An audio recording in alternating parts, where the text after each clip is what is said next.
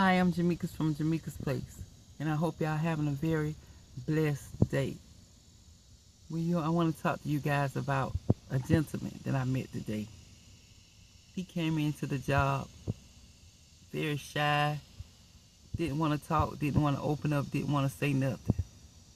But me, being my talkative self as I am, I started talking to him. Whatever flowed, whatever came to my mind, I said at that moment. And as I got to know this gentleman, he started telling me things about his life, what he went through, the struggles he went through. You see, this is the older gentleman out of Columbia, South Carolina. See, back in the 60s, he was the man. He was running things. He was running things with those drugs. See, he was running things with these drugs so bad, he got so caught up that he started doing his own supply. He started robbing. He started stealing. Anything he'd do to maintain his lifestyle. To maintain his lifestyle. See, he showed me pictures of him back in the day. And back in the day, he used to dress just like Superfly. You know how the style was back then. But I'll never forget one thing that he told me. And he told me during all his trials, struggles, and tribulations, the only thing that kept him alive was the prayer from his sisters and his mother.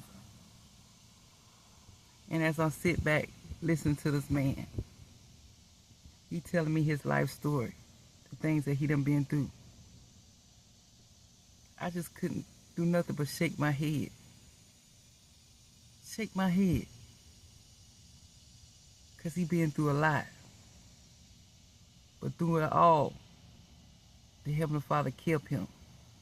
The Heavenly Father gave him another chance on this earth to get it right. And that's what he did. He got it right. It had to take him going to jail to get it right.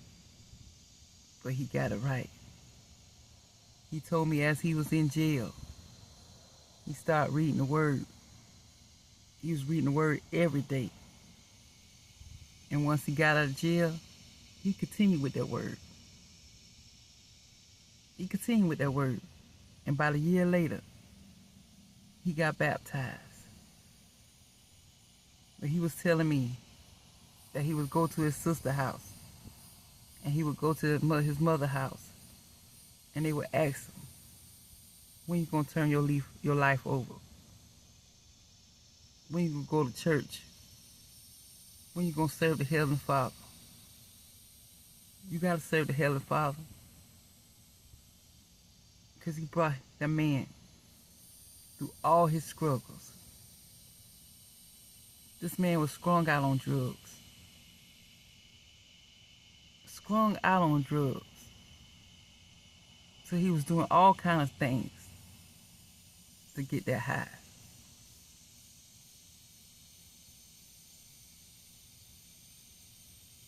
But as I talk about this man's story, I'm here to tell y'all this. Prayer changes things. Prayer changes everything. Don't you think it don't? Because it does. It may not happen right then. It may not happen right. It may not happen right then. It may not happen in 1 week, 2 weeks, 3 weeks. But you just keep your faith. And you keep praying. And the Heavenly Father will see you through. He will see you through. Now this man, he living good. He got a nice house. He's able to take care of his bills. Food on his table. All the stuff. He able to get these things. And keep these things going.